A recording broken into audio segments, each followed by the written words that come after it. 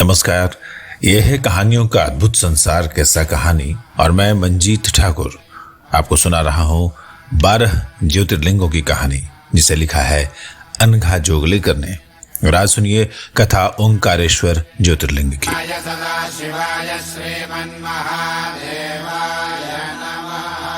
वेद और उपनिषदों के मर्मज्ञ, देवताओं के पूज्य, इतिहास पुराणों के विशेषज्ञ, पूर्व कल्पों की बातों को जानने वाले, न्याय और धर्म के तत्वज्ञ, शिक्षा, व्याकरण, आयुर्वेद, ज्योतिष के प्रकांड विद्वान, संगीत विशारद, प्रभावशाली वक्ता, मेधावी, नीतिज्ञ, कवि, महापंडित, धर्म, अर्थ, काम, मोक्ष के यथार्थ के ज्ञाता, परम तेजस्वी, सभी विद्याओं में निपुण, ऐसे देवर्षि नारद धर्म के प्रचार और लोक कल्याण के लिए हमेशा तीनों लोकों में भ्रमण करते रहते थे। ऐसी ही एक यात्रा के दौरान मुनि नारद गिरिराज विंध्याचल पर पहुंचे। अपने घर देव ऋषि नारद को अतिथि के रूप में आया देखकर विंध्य पर्वत भाव विभोर हो गया। उन्होंने अपने संपूर्ण सामर्थ्य से नारद जी का स्वागत सत्कार किया। उनका आतिथ्य ग्रहण कर देव ऋषि भी प्रसन्न हुए। कुछ समय के बाद देवर्षि ने विंध्य की संपदा देखने की इच्छा दर्शाई। विंध्य ने प्रसन्न होकर देवर्षि से कहा, देवर्षि, मेरे पास वन संपदा, पशु पक्षी, प्राकृतिक सौंदर्य, खनिज, लवण, समस्त सुख सुविधाएं प्रचुर मात्रा में उपलब्ध हैं, लेकिन ऐसा कुछ नहीं है जो मेरे पास उपलब्ध न हो। यहां किसी भी वस्तु की कोई कमी नहीं है। न चाहते हुए भी ये कहते समय विंध्य के स्वर में अभिमान झलक आया। नारद ऋषि को विंध्याचल के अभिमान से भरे भाव समझते हुए देर नहीं लगी। वो विंध्य की बात सुनकर मुस्कुरा दिए। उन्हें इस तरह मुस्कुराता देखकर विंध्य का अभिमानी हृदय तड़प उठा। उन्होंने उलाहना देते हुए नारद जी से कहा, मेरे पास क्या कमी है जो आप मेरा इस तरह उपहास कर रहे हैं। अभिमान को क्रोध का सहारा मिले तो वाणी उच्छृंखल हो जाती है। विंध्य के साथ भी यही हुआ। वो भूल गए कि नारद मुनि देवर्षि हैं। अपनी कठिन तपस्या से उन्होंने ब्रह्मर्षि का पद भी पा लिया है और इन सब से बढ़कर वे इस समय उनके अतिथि हैं। अतिथि तो स्वयं ही ईश्वर होता है। और विंध्य ने नारद मुनि जैसे अतिथि का निरादर कर दिया था, परंतु नारद मुनि ने अपनी मर्यादा नहीं छोड़ी। तो बोले, विंध्य, तुम्हारे पास सब कुछ बहुतायत में है, परंतु अभी भी तुम्हारे श्रृंग, तुम्हारे शिखर मेरु पर्वत से छोटे हैं।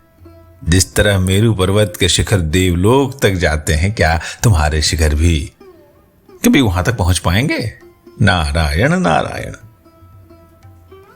विंध्याचल के बढ़ते अभिमान को तोड़ने का काम, नारद मुनि का काम पूरा हो चुका था।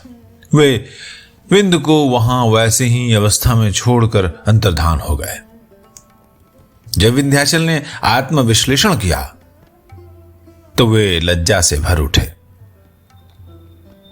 झरने के रूप में अपने पछतावे के आंसू बहाते हुए उन्होंने निर्णय लिया कि अब वे अपनी इस भूल को सुधारने के लिए महादेव शिव की आराधना करेंगे।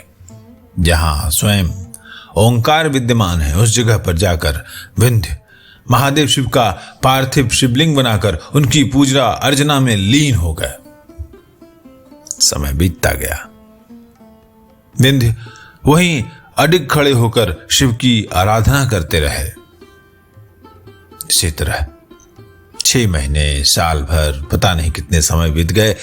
अंततः महादेव शिव ने उनकी तपस्या से प्रसन्न होकर उन्हें अपने दिव्य रूप में दर्शन दिया और उनसे बोले, विंध्य, तुमने बिना हिले डुले एक ही स्थान पर खड़े रहकर मेरी कठिन तपस्या की है।